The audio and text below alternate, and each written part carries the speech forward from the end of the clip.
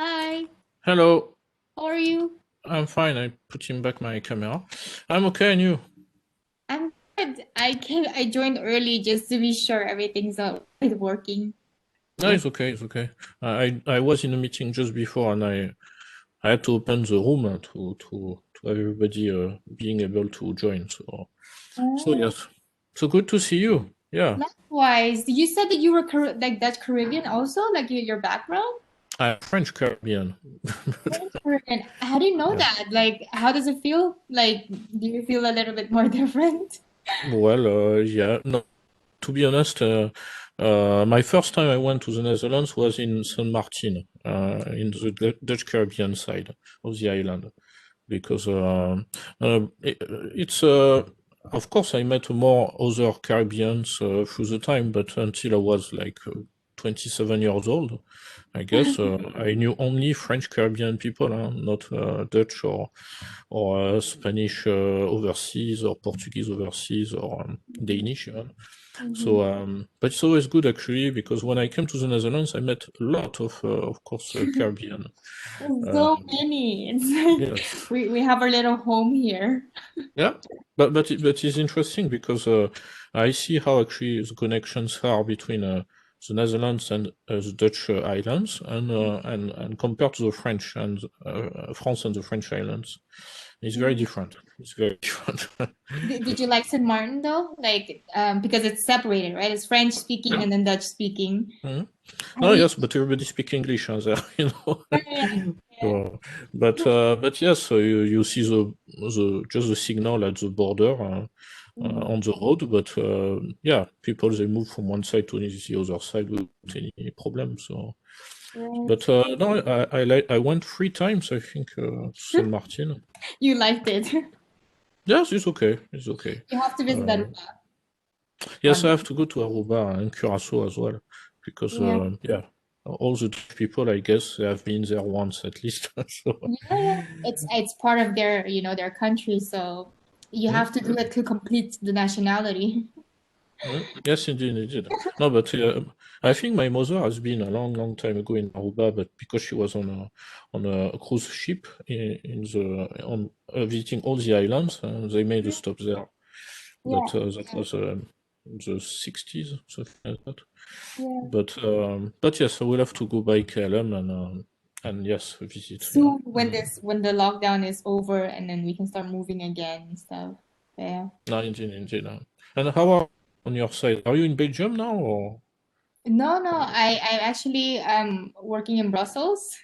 Mhm. So yeah, I mean, I'm trying to improve my French now. Mhm. It's horrible. I mean, yeah, like I work for the European Commission, so everybody speaks French, and it's Mhm. really much trying to adapt to that. Yeah. So we have some students who connect while we are speaking. Yeah, yeah, I've noticed around like 10 students registered, so they will be joining progressively because there are some class, of course, as you know, yeah. and as well some other alumni from Aruba, Curacao, and Saint Martin progressively. So we'll be calling from Caribbeans actually, so that will be interesting as well. And Yeah. and as you I split actually the meeting in two. So one with you and some others today and one Saturday, because Mhm. of course the time difference is difficult to Oh to yeah. to to participate at lunchtime over there. So, But a but lot of students go to Aruba or to the Caribbean back, like to continue studying there instead. Yeah. Okay. yes, some for the internship as well. So that's why it's so I see that as well. Didi Johnson from Saint Martin just connected, an alumna as well. Miss Tomasz, a student. Hello, Hi. hello Didi. So we don't hear you yet. I think you have to connect your audio. Yeah,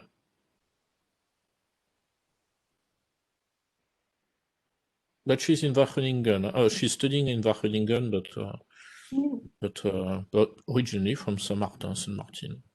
Right. Mm. And we'll Can you have now? Yes, we hear you now. Yeah, good. How are you? Good. My computer is being a little bit slow today. I don't know why. Yeah. So And how?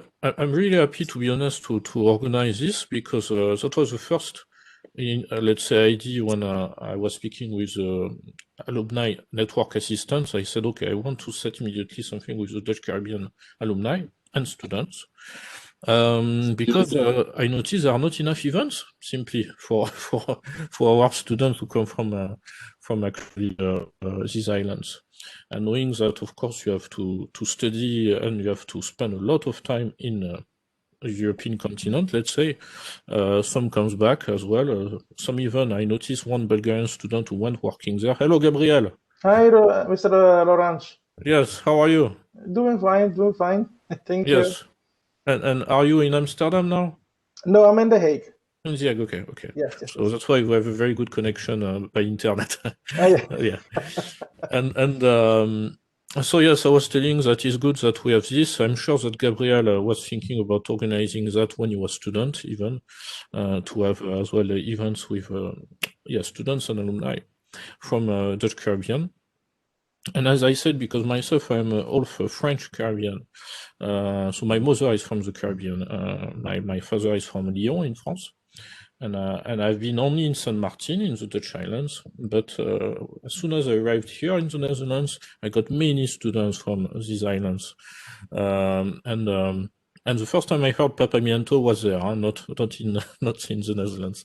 So yes, so we will wait a bit as well. We have Miss Trinidad alumna as well, who just connected. So Miss Trinidad, yes. So how are you? I'm good. How are you guys? I'm okay as well. So it's good to have you as well. Miss Trinidad as well helped on internship, I remember, some years ago actually.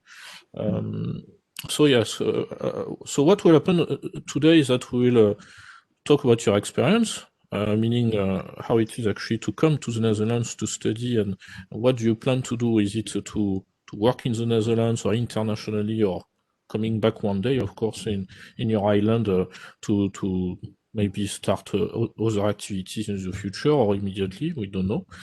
And as well, what kind of, let's say, studies you have in mind when you come from these islands, for example? Is it more connected to business? Is it more connected to European Union, to the, not forgetting that, of course, these islands are close to South America and in general, the other islands. So obviously it's not the same than dealing with Greece or Poland or Spain. And as well the career perspective, and as well what you plan to do after the studies at your time when you were student, of course. Because currently we have many students like you, and obviously they have to make some choice and see how they can make use of their background as well in order to get more chance at work. So what I will do is, of course, to give the floor to each of you, first of all, while the students will be connecting progressively. And just for you to know is that some students as well will be watching live on YouTube this conversation. So it means if they type some comments, I will let you know as well. So first of all, let's start with maybe Zaira, because you just you were the first one to connect, and each of you I will ask you what you are doing and what you have done, from your island until now, even. Oh wow, it feels like so long ago. Yes, yes. Well, as many of you, I moved to the Netherlands for to study, and after which, well, during my studies, I went to do the exchange in Los Angeles, where I worked as well. And then afterwards, I did a master's at Leiden University. Following that, I did a Blue Book trainee with the European Commission, and I have been working for the European Commission ever since. It's not per se within my studies in terms of studying like international European law or in policies as I did at Leiden, but it's definitely like one foot into this career. And I'm still working with a lot of policies. I'm still working with a lot of like international and European law. So that's kind of what makes it interesting. But that's pretty much it for in this. And have you met any other, Dutch Caribbeans at the European Commission since you worked there? So I only know one person that was actually sponsored by the Dutch government because he is working for the Dutch government, and the Dutch government wanted him to learn more about the European institutions. And he came to Brussels as a trainee. So that's the only person I know. And I'm pretty sure whenever I mention Aruba, a lot of people is like, I've never met anyone from Aruba, here. So it's a nice setting. I hope one day I meet someone from the island because I know I will go crazy and be super happy. No, I'm sure you will meet some, because I think, Gabriel, just switching to you, you were doing an internship as well in relation to Aruba. And so could you tell as well, what you have done since you left the island until now? Well, I have a different trajectory because I moved to the Netherlands already when I was 11 years old, and that's 21 years ago. So it's not like most students that move to the Netherlands for their study, like when they're 19, 20, 18. So I was already here, and also, well, since I left pretty much the program, graduated in 2017. Pretty much right now I'm working at ING. I'm working in compliance, you would say, in KYC. So that has to do a lot with anti-money laundering. But in between, when I was with the program, I had an internship with regards to Aruba and the European Union. And that particular, I did a research with regards to the government at that time wanted to make Aruba a hub between the European Union and South America. And I did pretty much my bachelor thesis I did on that. So, which focused pretty much on the legal framework that could make that possible for them. Okay, very good. Now moving to Miss Trinidad. Yes. So do you hear us? Yeah. Yes. So could you tell as well your background? I graduated from the program in 2019. I moved to the Netherlands from Curaçao. I visited the school prior, so I think in the beginning of 2015, I decided to apply to the school. I came and I went to the open day, and I was very attracted to the broad curriculum. And I started my internship at Citco in 2019, so January, and I did a variety of things while I was an intern there. I worked as a trust officer with more client relations and more legal, and then they offered me a full-time job in the KYC department, and so I've been working there ever since. It's more, as Sidon said, it's more in the anti-money laundering direction, which is funny because I missed out on the opportunity to do that minor, but I highly recommend for anyone that wants to do it because it's quite an interesting field. And that's been my journey ever since. Okay, very good. Didi. Yes. So, for me, I actually came to the Netherlands quite a long time ago. I first came in 2007, but it was a matter of trying different programs and not exactly finding what I wanted for the first few years, and I was back and forth between the Netherlands and St. Martin. And then in 2015, I came back again, and I started the International European Law Program, and that one stuck. So I really enjoyed the program, the diversity of it, how broad it is, and it really complemented the different my different talents and my different interests. So I think it was probably the best choice I ever made. And then during the program, I did an internship at BCD Travel in Utrecht.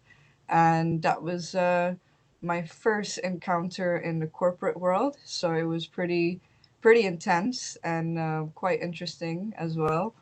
And after that, yeah, I wrote my thesis, and because when I was doing the internship at BCD Travel, I was trying to do that and my thesis at the same time, and it didn't quite work out. So I had to make a choice between the two, and I decided to finish my thesis first.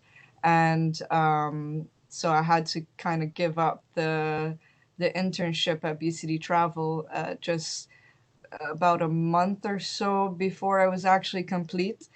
So these are kind of the things some students might encounter where you have a certain plan and then, life and maybe a burnout or something may hold you back from certain things that you want to do, but it's okay because in the end, I still graduated. I still managed to get another internship for 1 month when I was in St. Martin. And it was actually from home because we ended up with a pandemic. So that was pretty interesting to do from home and basically be on my own in all the things that I was doing for the company. So, but it was a nice experience still, the independence of it, and it actually pushed me in the direction to think about having my own legal services company. So I'm currently doing my master's and working on that at the same time. And my master's now I'm doing at Wageningen University, but I'm thinking on changing because it's not quite what I expected it to be. So I'm a bit on a sabbatical track right now, just thinking about where I want to be and really considering what I want in the next steps that I take. Okay, thank you. I have a first question to all of you, is based on what you said, and of course based on what we noticed as well when we were preparing this event. There is a lot of focus on corporate or commercial field, and as well on EU, but not much on human rights. I know that another alumni is working on human rights, but I mean in Aruba. But when you were, let's say, thinking to study international law, the first idea was really corporate, and is it connected to the fact that it's mainly maybe about business as well on your islands? So what was your motivation? So maybe Zaira, yeah. I mean, primarily when I joined this program, I really wanted to do international criminal law, Okay. with that special focus as well for human rights. Unfortunately, the truth of the matter is it's very difficult to find a job in human rights and be able to, I mean, to even find a job is difficult, to even afford it, because you're paid, like, that's the reality, you're paid nothing. And I think that was kind of the message I got when joining the real world, was I couldn't really use the degree that I really loved. I really loved this degree. I just couldn't use it as the way I wanted because there's not a market for it. So I understand that people go into corporate 100%. I mean, there is like, you find a living there and not in human rights. That's my view, of course. I mean, I'm open to hearing your opinion about it. Gabriel. Yeah, my motivation to do this program was related to another program that I did a few years prior to starting with international European law. What I noticed is with that program is that I like the law courses, and my English was very strong because it was a Dutch course. And so I decided, this is two aspects of two competence or skills that I have that are very strong. So my English and my interest in law. So then there was an international European law program also in English. So then it was like 1 + 1 is 2, right? So that's how I got myself enrolled. And it has been truly the best decision that I have ever done. I consider it one of my best decisions. Sometimes I just get scared by the thought of thinking that I have not done it. So in an alternative universe that I have not followed this program, what would have been of my life and what experience I would have missed. So I do consider it one of the best decisions that I have done. Yeah, for sure. With regards to the human rights, I did not start with the idea that I wanted to either go in corporate government or human rights at the beginning. As the time went on, I noticed that the commercial courses just felt more, it felt more, it attracted me a lot more than the human rights courses. So that was much more a personal preference. Okay. Miss Trinidad. Well, for me, it was kind of a mix because when I first applied to the study, I was actually very interested in human rights, and I was also interested in the criminal law courses. But I was more specifically looking into the criminal law courses to practice back home in Curacao. But yeah, life circumstances changed, and then I decided that I didn't want to go back home yet. So I started to focus on a different path. And during the courses, it became kind of clear that, as was said, human rights does not pay so well. And as a student looking for internships, it was motivating, and it was super difficult to get into the field. And it was a lot of lobbying work. And if I'm being completely honest, I'm not that into the lobbying part of the human rights field. I would rather do other work in that specific field. And then I got the internship that I did, and it kind of just stuck, and it just happened to be in a more commercial and corporate field. Okay. Didi. Yes. For me, when I started, it wasn't for any specific area of law. It was more, I looked at the things that I'm good at, like writing and research and things like that. And the law always interested me. And it's always been like, okay, if I could get a law degree, like, wow, it's also the title that feels good to have as well. And that kind of pushed me to basically face my fears, because I was always quite intimidated to be part of a law program, because everyone, oh, it's so difficult, and but I got in, and by the third year, that was when I decided to do the corporate specialization, because I agree with the rest of the alumni that it is very difficult to work in the criminal law field, especially international criminal law or human rights. I mean, it maybe a few years back it would have been easier because there was a lot more going on, and the base people that went into that field kind of built it to what it is now. But we're in a different time, and we're more into capitalism, commercializing everything. So that's where you can make a living. And in my experience at BCD Travel, I realized that the area of like contract law and things like that, for me, it's a little bit boring. So that's why today I'm second guessing, where do I want to go with my future? Because I'm actually studying food safety right now with a specialization of food law and regulatory affairs. But it also goes in the same direction of working with supply chains and more of the managerial side and regulatory side. And it's not really traditional law. It's more, yeah, focused on the corporation and not the actual, like, it focuses on the health of the country and the community, but it's still driven by the corporate aspects of it. And I went into the program because of health, and and making sure there's laws that people are able to have the food that makes them healthy and things like that. And it's not really the reality of it. So now I'm looking more to go back into the corporate side, and also looking into criminal law, but not international criminal law, more in corporate criminal law, corporate crimes, white collar crimes. Like Gabriel, he's in anti-money laundering. So I'm looking more into things like that, because that's where I feel like the corporate legal field has more jobs because we have so much technology today. Everything is online.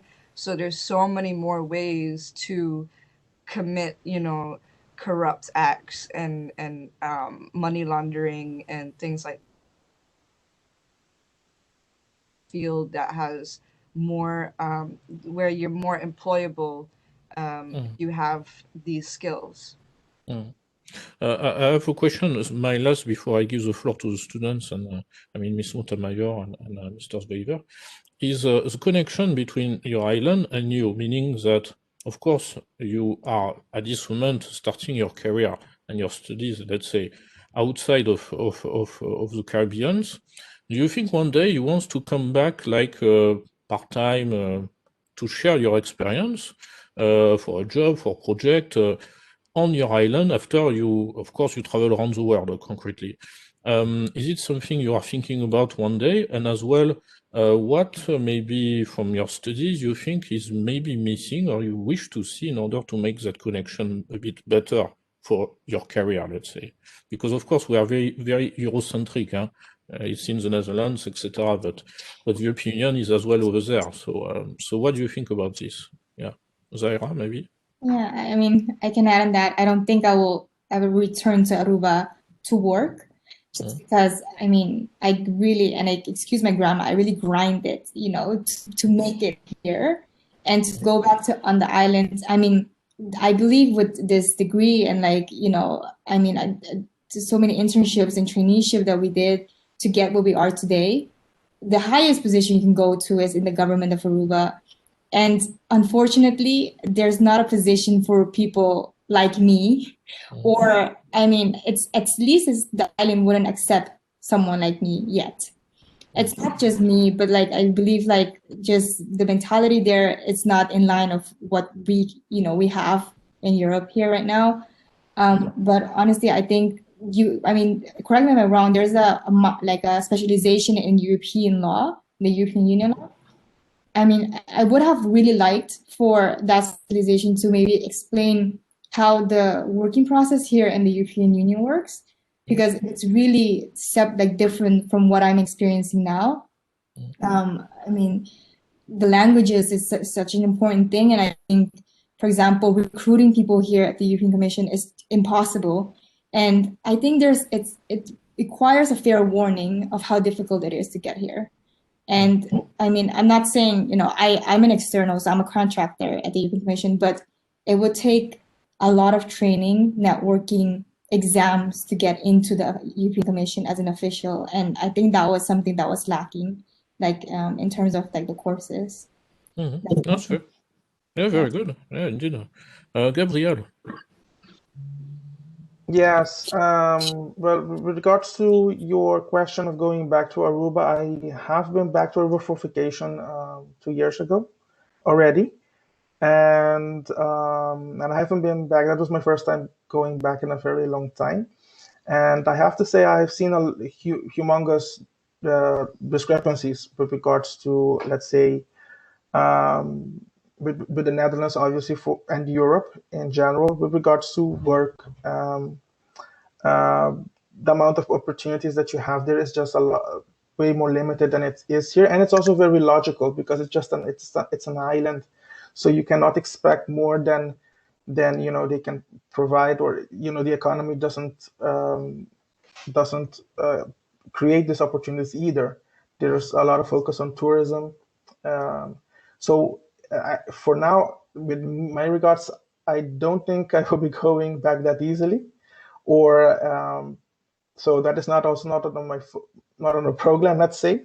I do not mind, obviously, working with something that would require me to go often there to either provide them information with regards to fields that I am specialized in. I hope that to be the case maybe in 10 years from now, I don't know whether it's going to be in a legal field or more in a compliance field. So I'm definitely open to providing information, to have some relationship over there with that regards, with the professional aspect. But by now, it does not look like it's going to, I'm not going to focus on that for now, no. And we had another question. Sorry, I kind of slipped away. I think it was about. Yes, what could be done in the program, in the law program, in the bachelor, in order to help, let's say, maybe the Dutch Caribbean to have an idea if they could or not could actually do something in Aruba, Curaçao, and Saint Martin with this diploma? Yes, that is a very good question. Because what I know is, for example, there is one, I think it's an accountancy office agency over there that has recently started with AML and CFT program. So they're helping businesses with anti-money laundering situations and compliance. And I know for a fact that they're also working on, there's a task force for the implementation of anti-money laundering legislation. So I don't know if that is potentially something that they are maybe open for, to receive assistance from Caribbean students from the islands, from the Peg University. But still, one thing that people should at least know is that you should always try. You can never not try, because then you never know. But at the same time, yeah, I think it will be a good for development of the students to stay a while here in Europe and get some more experience in certain fields. And then when you could say you have enough experience, I think you'll be much more attractive for them to ask you back. Okay. That is at least what I've been told by some people. So I think. Yeah, very good. Didier first, yeah. For me, when it comes to going back home, yeah, I had quite a unfortunate experience trying to go back home already, and it didn't work out at all. And it's very frustrating because, you know, like you all also express that there's kind of no place for us back home right now anyways, and it's very difficult to get a job. It's very difficult to climb the ladder.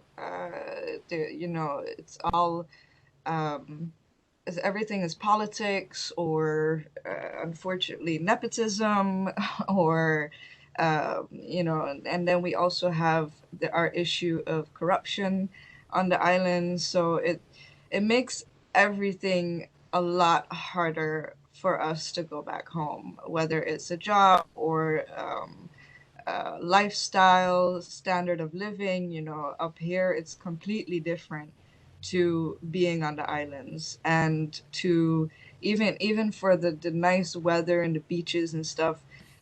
If you take that into consideration and compare it to the way you're living up here, you still wouldn't trade it. A lot of us would not trade it, you know, because it's you can't eat sand, you know. So it makes it they make it really difficult for us to go back home, unfortunately, and it's something I would like to see changed.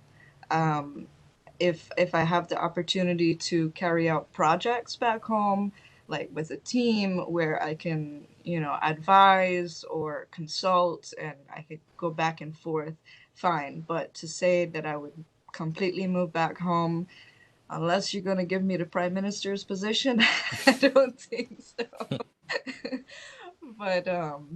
but I think a lot of us are going to start working on some things to change this for everyone.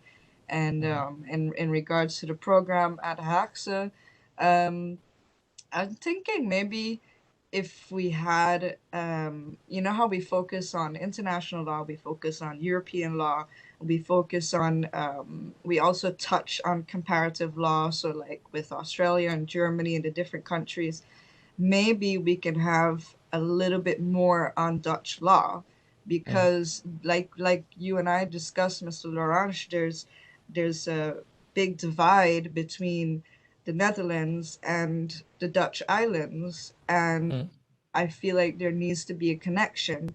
like there are programs in the Netherlands focused on like kingdom law. There's Dutch law programs, but not all of us speak, read, and write fluent Dutch. Like I always went to an English school, so for me to go and do a Dutch program in full Dutch, it's impossible, you know. And so maybe HAXA can have like a specialization for the Caribbean students, or even students that are interested in going to the Caribbean to live and work, where you focus more on the history of the kingdom law, and more focused on Dutch law, but of course in English. So then we're able to operate within the Dutch kingdom, and even if we decide to stay here and have some type of relation in the legal field with the Caribbean islands, we can still do so because we'll have that background. Okay. And Miss Trinidad, finally? I think I can sympathize with a lot of my fellow alumni. I do agree that it's just extremely difficult to get a spot in any field in law in the Caribbean, especially in Curacao as well. It's kind of a ironic state where people of the older generation want younger people to come back, want to work on islands, but they don't give the younger people a chance to step up and do the jobs that they're currently doing. And they don't recognize a lot of the things that the young people have to bring to the islands because they're just so stuck in their ways and their mentalities, and it's quite unfortunate. But yeah, I currently work for Citco, which is a company that was originally started in Curacao. So I had the opportunity to go back home during the pandemic for 4.5 months and work from that office and kind of see how things are run from there. And yeah, it's an international company, so I can't really apply it to how it works on the island itself. But I do relate to, yeah, getting a job in the government is highly, unlikely for someone so young, and there's not really a market for international law there because they're so focused on, Dutch law and our law, and it's hard to apply our degree in that format because if you look at human rights, even we don't really handle international human rights issues there.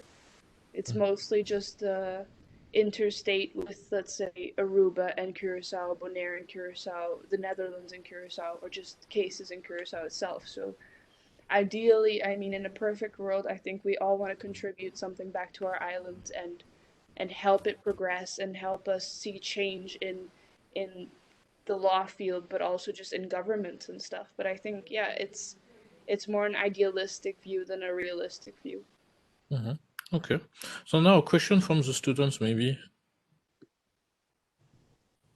I can go first, maybe. So I had a question for Zaira.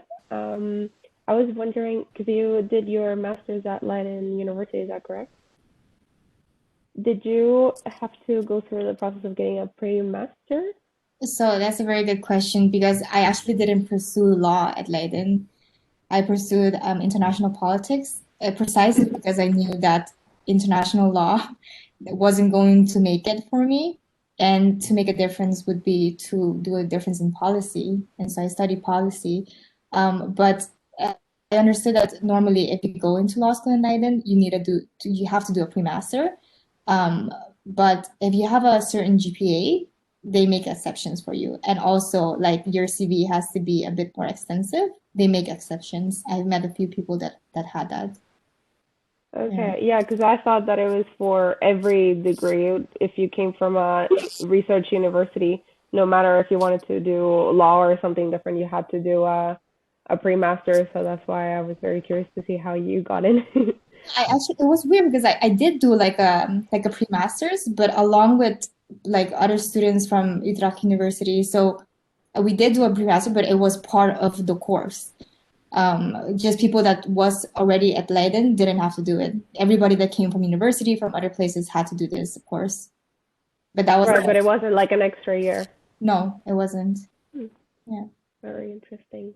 Yes, And yes, please continue. Please continue. Oh, I was going to ask something different just about what your experience applying to the European Commission was in general, what the It's such a process was like, and pain in the butt, man. Like, first things first, like, I would say to try to enter using the traineeship, like the Blue Book traineeship. You can also apply for the parliament. It opens twice a year.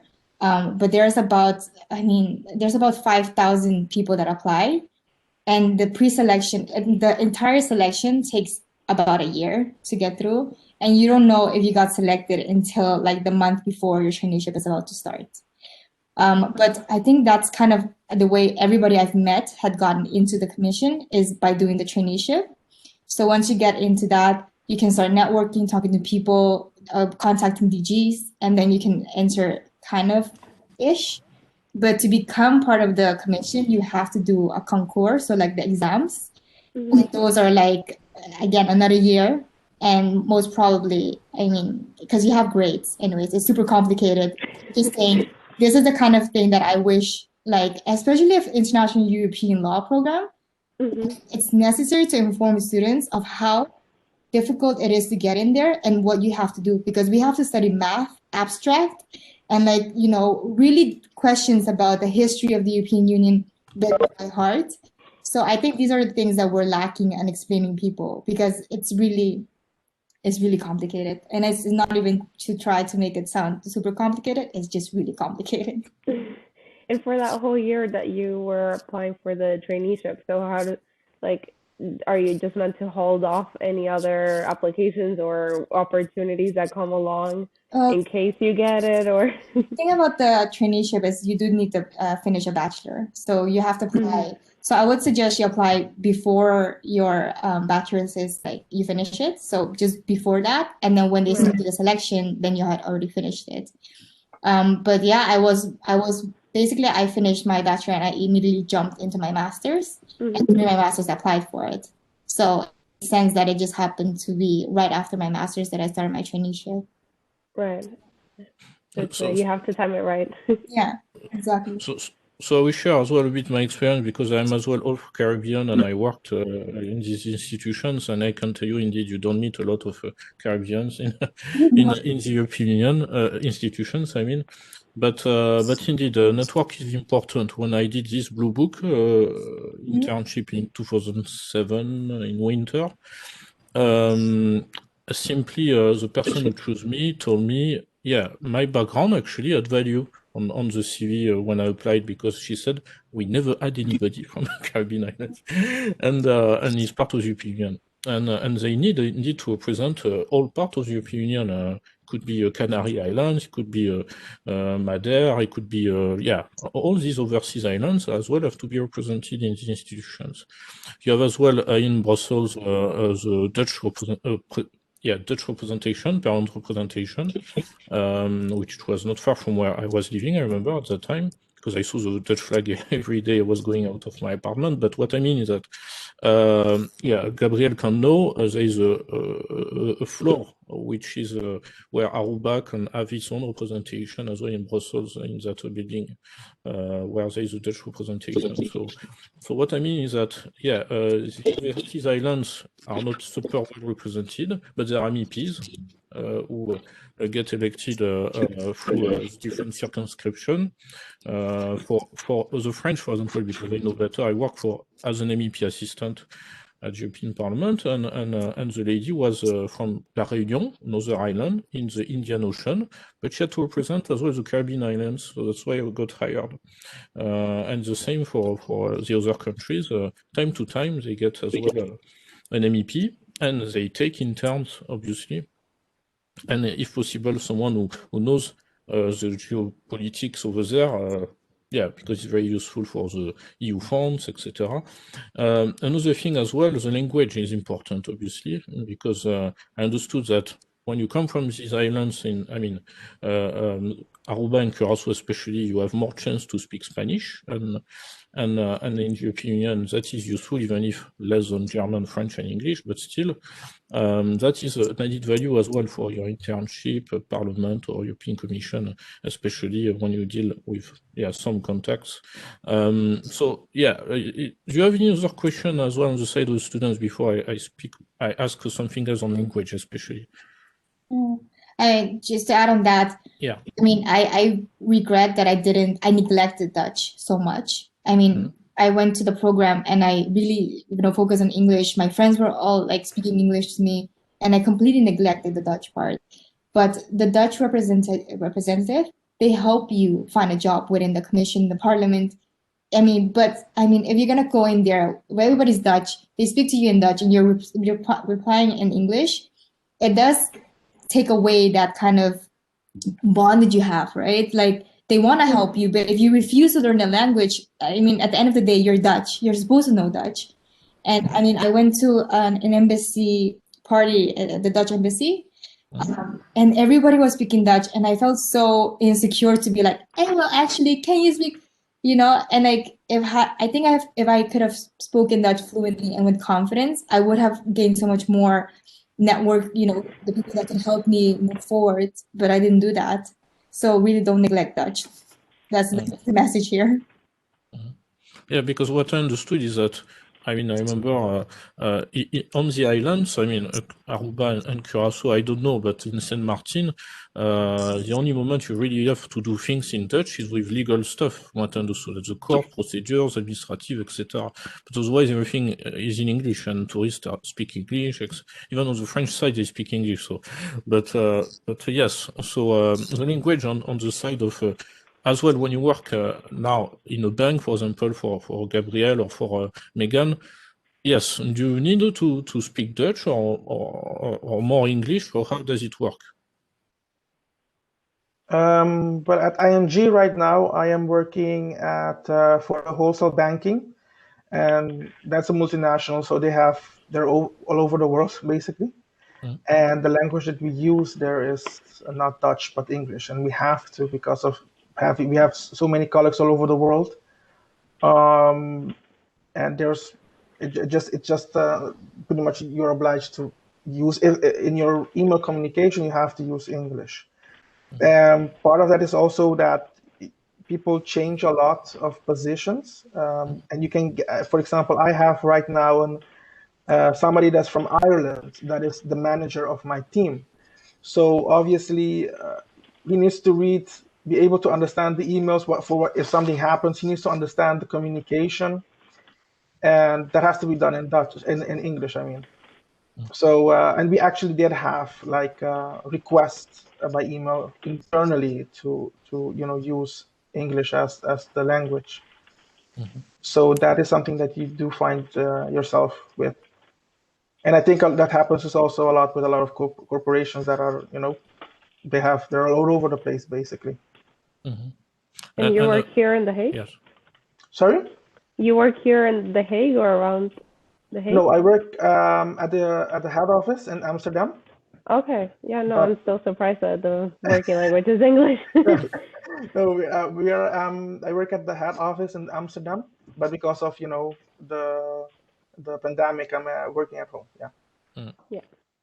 And Didi, so you said, Dutch or English for the moment is English, but another thing as well is for the other language. Do you think it's something you want to spend more time, like French, Spanish, Italian, or? For me, honestly, if I have the time, I would like to learn both Dutch because in order to build a life here, I can totally relate where it's very difficult to build a life in a Dutch country and you don't even speak their language. So I would like to learn Dutch, and I would also like to learn French. Of course, Spanish, yes. My Spanish is so. But I'd like to definitely learn a few languages because it does help in any job, even if you're not in a legal field. In any job, languages are very important because we're a globalized world, and you're working with people from many different countries all the time. So if you know different languages, you're more employable. So I definitely advise any new students to start brushing up on your languages and really commit to learning it, and not just to get around, but to be fluent, both in speaking and reading and writing, because I think it's definitely essential. I wish I paid more attention back home in Dutch class. Do you think that the law program should introduce like a side language course in its curriculum, or do you think just the law I think itself is it's enough? beneficial, like regardless. Yeah, it wouldn't hurt to have that, right? Yeah, I agree. It would be beneficial, but at the same time, we got quite a lot on our plate already with all the law classes. Maybe this could be something to do from the third year, because I think the first and the second year, it's it's already pre-planned, so you have a ton of classes already. So I think in the third year, when you get to choose how many classes you're gonna take, then you could say, okay, I could handle an extra language class on top of that, because you don't want to like focus on the language and then you're lacking in the law, because you're kind of defeating the purpose of the program, right? So I think it should be an elective maybe in the third year that you can take. And But also an initiative that you can also do is also try to read some Dutch books in between, maybe about law as well. That can be also very helpful. What I found very interesting about myself is that the reason why I did this English course is because my Dutch wasn't that good, even after living a lot of years here. But one thing that I really love about the law course is that you're always engaging in language, in the English language. So you're always writing these assignments, and you have to, obviously, you have to read the legislation, cases, these books, yada, yada. And with time, you grow, your language skills grow a lot in the 4 years. You just unbelievable. And then what is interesting is that you understand English in a certain way, and then suddenly you start understanding Dutch as well. And that I found, okay, I can write in Dutch. I used to be a lot more, let's say, not so confident in writing, some sentences or something with a whole paragraph. But now at work, sometimes I do have to send internally something in Dutch, and I do it without any having any problem. So that is also something you have to consider, is that both Dutch and English are languages. So if you kind of get the feeling of the other, that might also reflect on Dutch, let's say. Not fully, but it can also have that effect. Yeah, yes, by the way, just for you to know, is that in the past, I proposed that there would be some course about French law in French or a bit in English as well, for those who would like. Same for Dutch, same for German law, Spanish law. But let's say this moment the capacity is that we have to focus on what we do, and we have a lot before we start proposing more. But I know in other universities it exists, such kind of, I would say, more, you learn the language and at the same time the law, because then you can get credits for a law degree. If it is just language, it's more difficult to get credits for the LLB. But yeah, it's something that was proposed sometime and will be proposed again. I have a question concerning the community aspect as well, because you come from indeed the islands, and as I said, being myself half Caribbean, but from the French side, I was very surprised when I arrived in the Netherlands that there is not a lot of associations of Dutch Caribbean students, for example. I was expecting this because in the French universities, I can tell you that as soon as they arrive in the cold country, they try to reconnect, let's say, with those who come from the islands. And you have a lot of French Caribbean in Paris or in Strasbourg or in Marseille, etc., organize events, cultural things, etc. But when I arrived in the Netherlands, I was surprised to see that actually not that much, and I don't know if the students they feel the need to connect with the others or not at all. So that's something that I noticed. What do you think about it when you arrived? It was just not necessary, or just it's something that you never thought about? Yeah. I think Arubans, the islander, find a way to find each other. I don't think it's necessary. I mean, we come as a pack, You always stay in that pack, and I feel like I've never lost connection with them. So it never felt necessary. I mean, everybody I've met that are from the islands, every time I hear Papiamento, I get so excited, and it's like an immediate bond with them, and I didn't feel the necessary for that. I mean, maybe you guys have another opinion about that. Yeah, Gabriel? No, I have the same with Zaira. Again, it's just something that you know, if you know somebody from the islands, it's like, you know, you have the immediate kinship with that person and a bond, and it's like, hey, we are from the same, you know. So that is instant. I do know, for example, that Aruba does have Aruba Day, so a lot of students go there. That used to be in Rijswijk, and it was here in The Hague.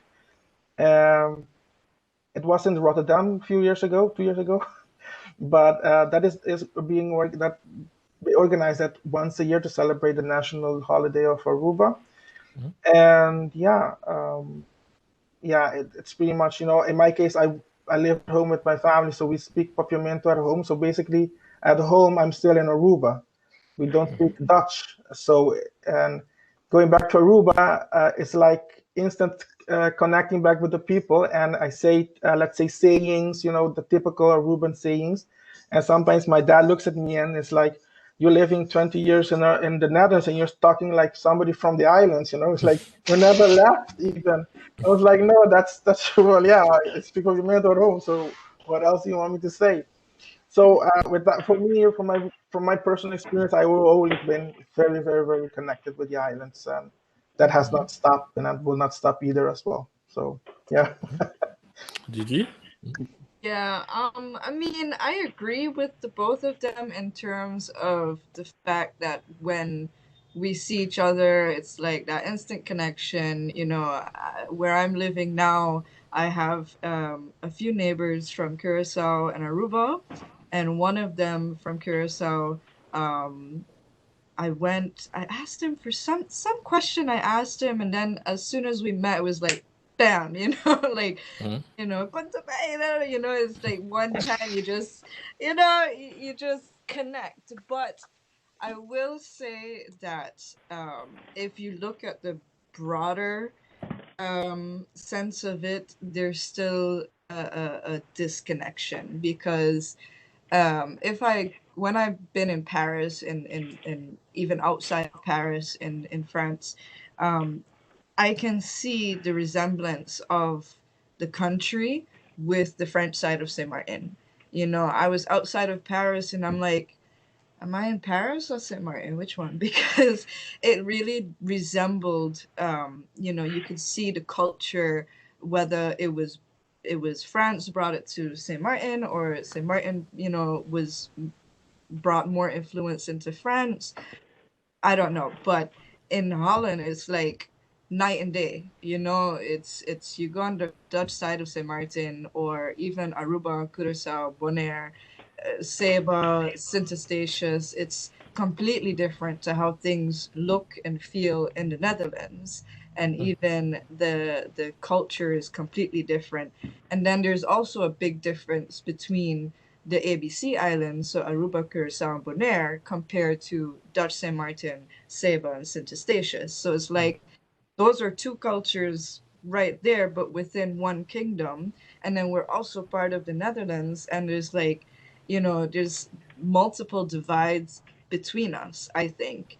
And even though Aruba, you know, you have your groups, you come together, and then you have Curacao, and then you have, you know, maybe a few people from Bonaire, and then St. Martin, we have our cliques, you know, and then Seba have their cliques, which most of the time we all come together, St. Martin, Seba, St. Eustatius. But and we have these little cliques, but I feel like there's still a cultural divide where even on the islands, we're losing our culture. And especially in St. Martin, I think, where we're losing this culture because of the American influence. And then we come to the Netherlands and we lose it even more because now we're being influenced by the Dutch culture, and we have to like meet up on special events only, and then that's it. The rest of our life here in the Netherlands is more Dutch influenced. We have to get with the program, we have to learn the Dutch culture, we have to learn how the Dutch manage things and get used to the directness and things like that. And so the only place we really feel that cultural connection is either when we're together, or like for me, I'm on the phone with my mom every day, so it's constantly feeling like I'm home. But and I cook Caribbean food and things like that, but to say I can go out of my house and feel that there's a connection to my home, there isn't.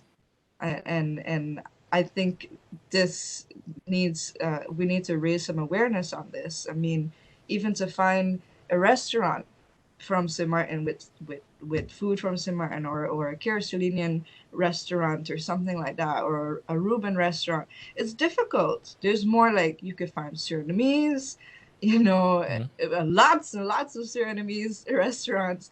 But to find our food and our culture, we're only going to find it within our groups or within our own house. And I think there needs to be more awareness on that. Yeah, I understand. Indeed, the cultural aspect of it, I can tell you that it's extremely, in France and for the French Caribbean islands, it's extremely important. I mean, everybody in the 80s in France were dancing on Caribbean music, zouk, etc. And afterwards, the food. Those who cannot travel outside of France, they go to Guadeloupe and Martinique for to see a bit of sun. I mean, but indeed, because there have been as well a lot of lobbying, let's say, on cultural, sports, etc., done on the French island, on Paris and the other cities. But it would be great as well that maybe on the side of the Dutch islands as well, they influence a bit more the Dutch, country in general, to make sure that indeed, there is maybe less differences from where you are, let's say, in the Netherlands, or when you are in Curaçao in terms of architecture, culture. Because, for example, my question would be, now, let's say we have some foreign students like Bulgaria, etc., who wants to work as well in the island. So which kind of advice you could give to them? Because I know one who managed to get a job at the Central Bank of Aruba from Bulgaria. So if you have one student, a friend of you, who say, I got an internship or a job over there, so shall I go or not, or what do I have to pay attention to if I go there? So which kind of thing you could tell?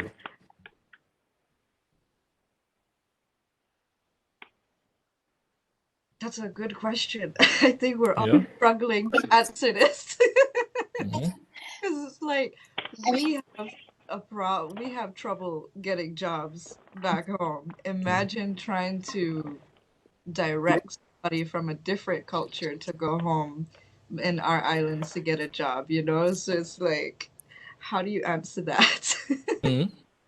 But sometimes it's because they met a nice person from the island, or they got married and they have to move there.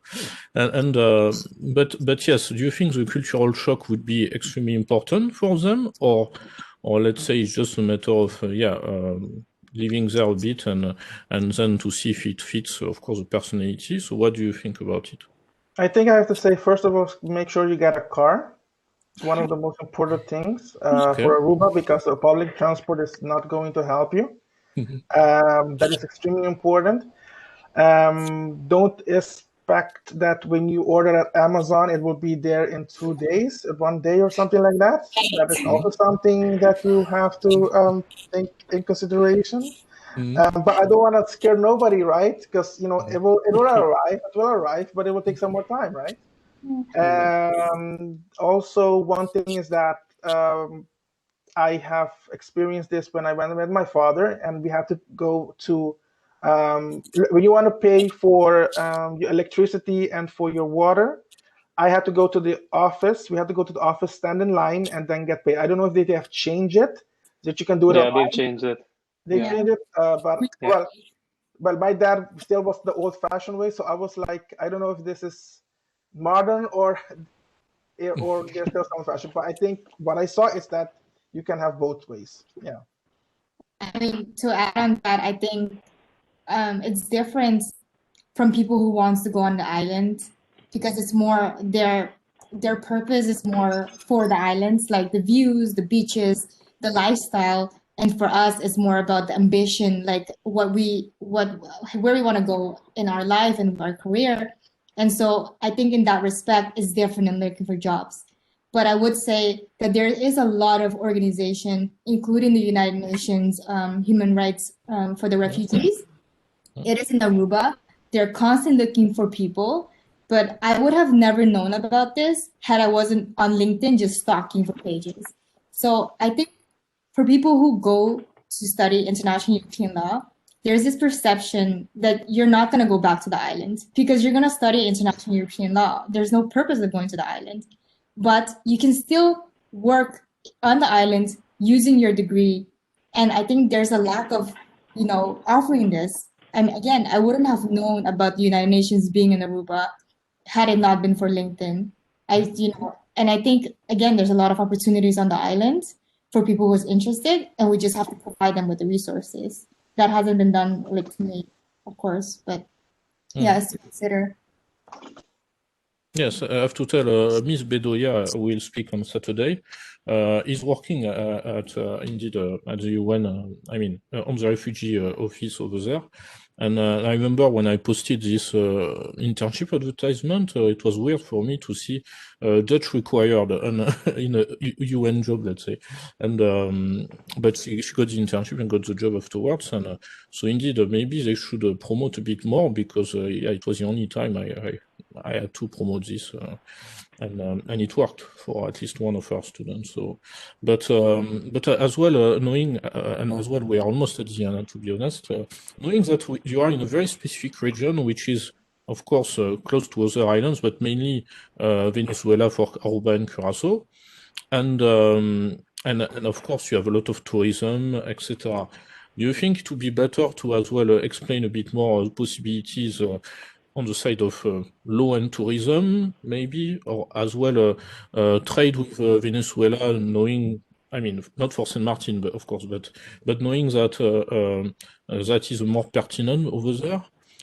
So what do you think about it? I give an opinion. I think it's a bad idea. Okay, yeah. I'm sorry. Right now the situation in Venezuela is not even realistic to us, and if anything, I was talking about the United Nations High Commissioner for Human Rights. They're actually working for Venezuelan refugees. So, the economic situation is not ideal. I do think that we should have, for the Caribbeans, to have some kind of informative thing about tourism and the law that comes with it, because they do offer, on the islands, I believe that the jobs are primary for tourism, but also like if you would still like back to the island, but it's not sure yet, maybe in 10 years to go back, there's a lot of jobs that's offering like in Madrid, like where it's warmer instead of the Netherlands, like in all of these places in Italy that ask for like if you have some background in tourism law and stuff like that. So I do think that's kind of more in that sense beneficial or valuable. Yes, indeed. Madrid is where, of course, you have the best of tourism because you have the International Organization for Tourism. Exactly. And but indeed, it's as we say in French, you cannot be prophet at home. It's always important that you go getting outside, of course, the best, and then you can see if it works or not. But indeed, and another thing as well with the other islands, the English-speaking islands, the French-speaking islands. So do you think there is potential to work with them? Like I know that Aruba is a university, in Guadeloupe there is a university, in Martinique as well. Guyane, of course, is not far as well. So even if it's not an island. And but what do you think about this? It would be only between the Netherlands and these islands, or it could be simply doing, for example, an Erasmus between the islands? Do you know if there are some students potentially interested into this? Or it's mainly the focus is going to Europe? Well, Yeah, well, I think, but you mean, but students, when they want to go to a university, but they're only focusing on the Europe, that is what you mean? Or, Yes, yeah. Or okay, yeah. United States, huh? Yeah. Yeah, well, from Aruba, I know that a group goes to the United States, and another group goes to the Netherlands, and there are some groups, if I'm not mistaken, also to Costa Rica. Okay. I think that was for medicine, if I'm not mistaken. But you have quite some other options from when you want to go study. So yeah, but when it comes to after the 4 years of law, after the 5 years, let's say, I think, as you mentioned, it's good that you take your time to make yourself, become an expert of some certain field, and then you can always go with that expertise back home. Going back home immediately, that's an option. If the doors opens for you, go and get it.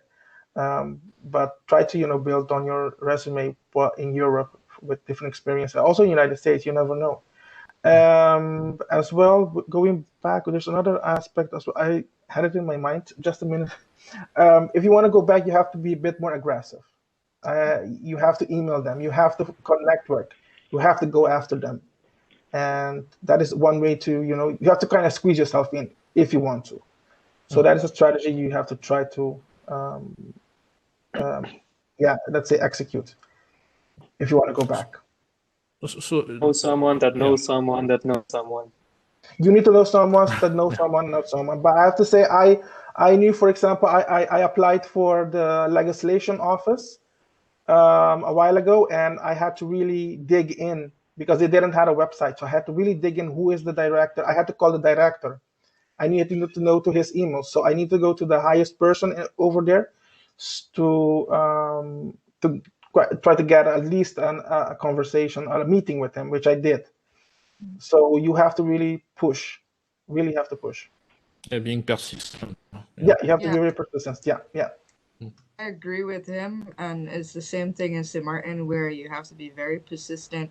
You have to network even more than what you network up here, because it is about who you know, not really what you know in St. Martin or in the islands in general.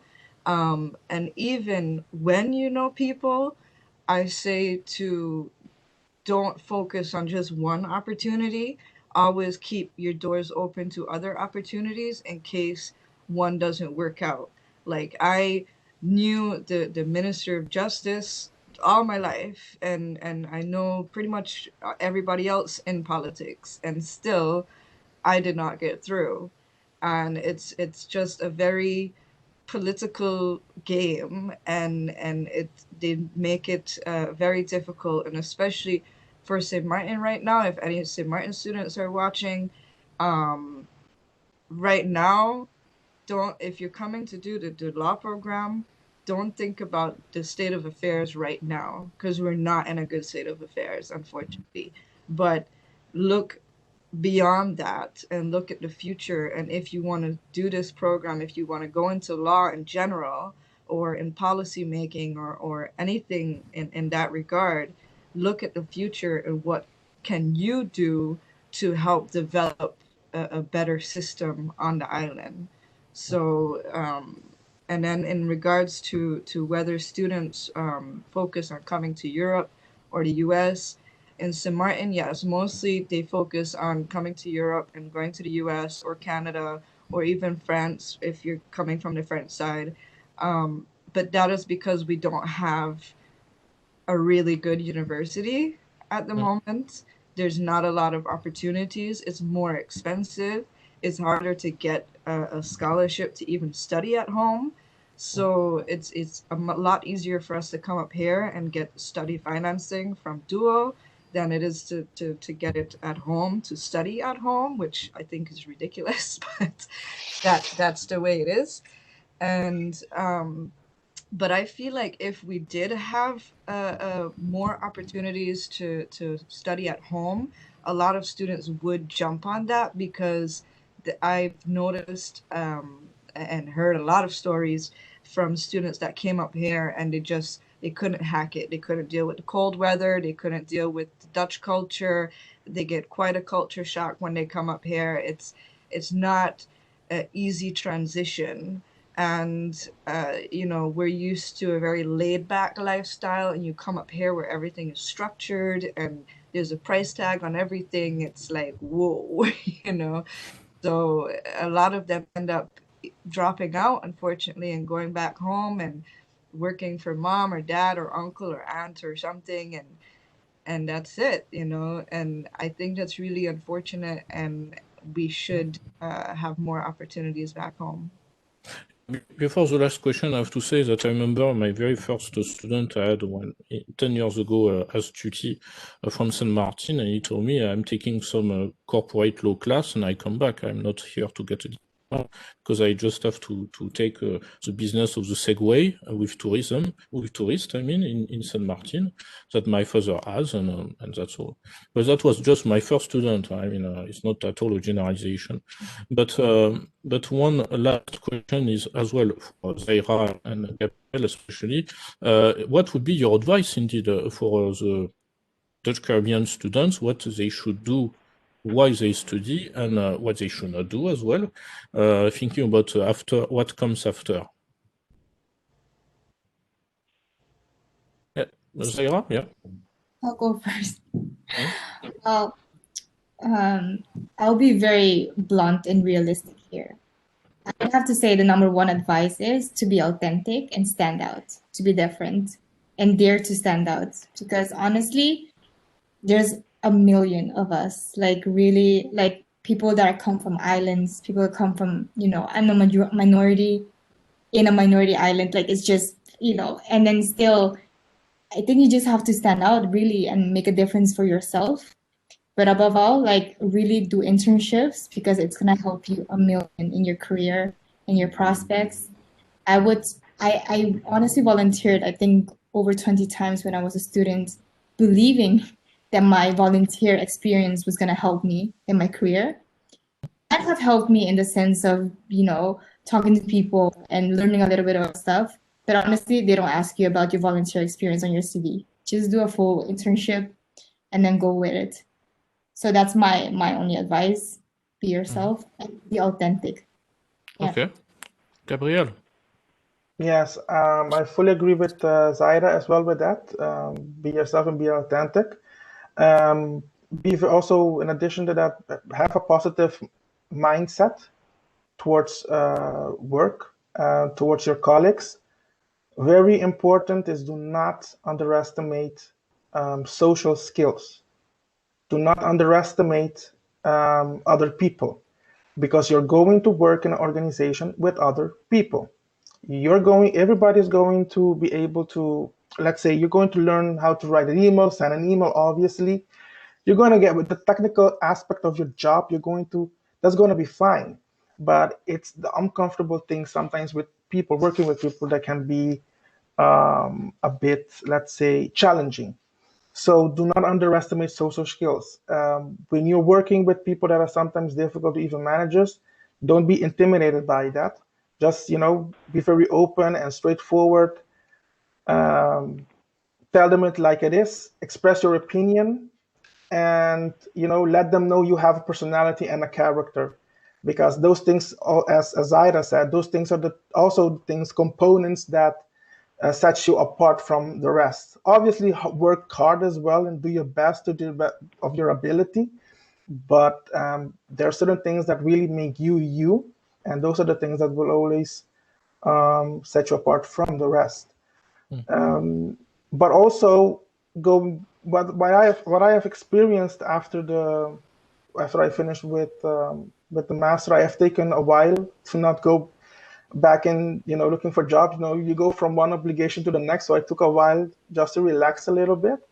But I have to say, finding a job was not easy. It takes time. You have to be persistent. It's going to be a bit even demotivating at times, because here you have studied so hard for your degrees, and then you're treated like, you know, or whatever by the labor market. In the beginning, at least. And so my suggestion is if you're in that situation, just pursue, stay persistent, stay on course, be open-minded, and stay positive, because you're gonna get there. You're going to get somewhere, and your time. Everybody has their time. Everybody has that moment that they start to develop and they blossom. So that is in front of you. So stay positive and believe that you're going to get it. Believe that you're going to get that job. Mm-hmm. So that is what I have to say. Thank you very much, Didi.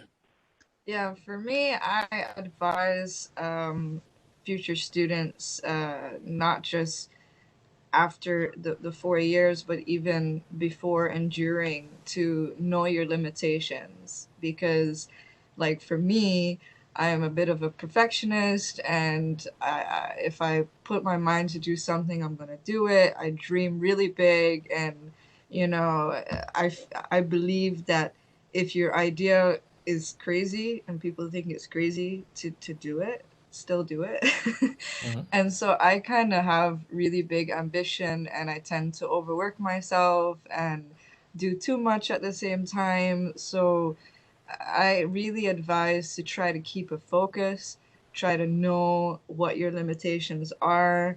Um, of course, I'm not saying to doubt yourself or to use those limitations as a barrier to other things, but you have to know when is enough for you, because I've had burnouts, I've experienced many different things in terms of mental health, and this is the reality of life, whether you're studying law or if you're going into your master's or going to work for a corporation.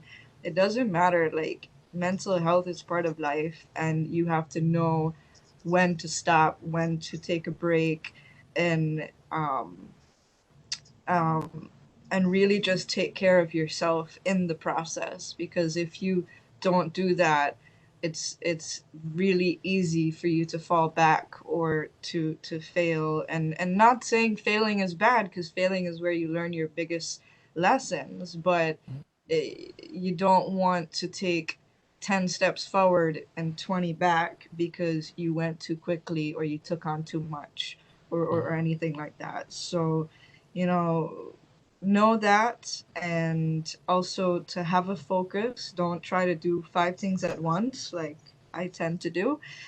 And try to be disciplined, because with being disciplined, you create consistency in your life. And with consistency, you actually keep your stress levels and everything else down. So those are my biggest lessons. Okay, thank you very much.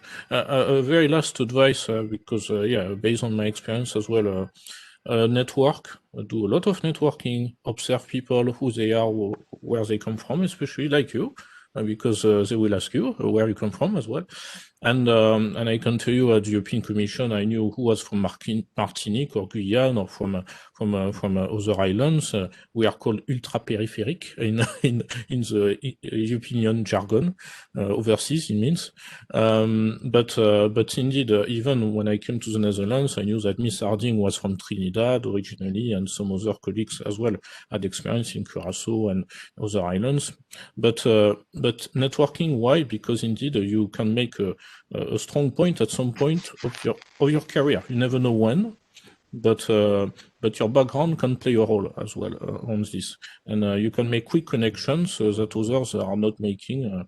And that's why Gabriel invited me once to an event where there was someone from the French ministry, from the Danish ambassador, someone from Greenland as well, etc.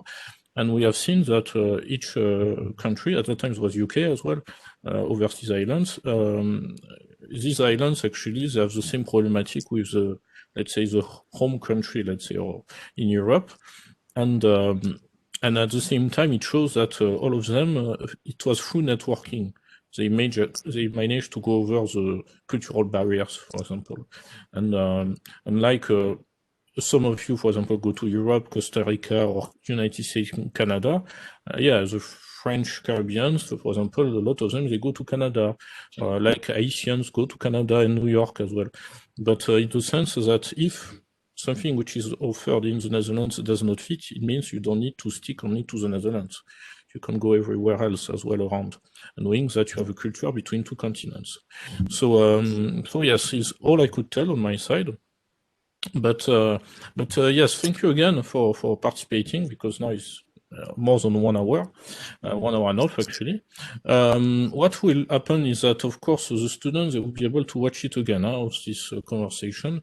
If they have any question, do you agree, for example, that they reach you, especially about your background, what you have done after the program as well? Yes? Okay, great. Yes. So thank you, because yeah, we are making these sessions, and of course you will have the job fair soon with even more alumni. But thank you again. I was very happy to see my former students. You have greetings of Miss Cartier, Miss Lynn, and because I spoke with her some days ago, and she knew that you would be speaking, and Miss Park for Gabrielle, and of course for myself for Didi, because I was the internship mentor. So yes, I hope it helps the students from Caribbean, and of course, I hope next year there will be another one as well, like that. Yeah, with more alumni from Caribbean. So. And as well, it will be thematic next year. So Zaira, you will be with people as well from European Union, I mean institutions, Parliament, Commission, from the university who work there. So you will be able to meet them in the street afterwards, maybe. And I mean, by chance, we'll recognize them, I mean.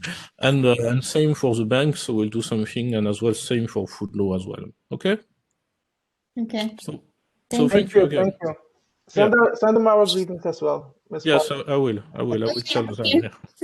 Yes, I will, for sure. Thank you again. very much. Thank you. Have a nice evening. Pasha evening. danke. You Passa too. boa Pasha noite. danke. Passa boa noite. Boa noite. Boa noite. Ayo. I don't speak Papiamento, sorry. French will be also fine. Yes. But Creolish I can, but not French patois. French patois. Okay, thank you. Thank you. Bye bye. Au revoir. Thank you. Bye bye.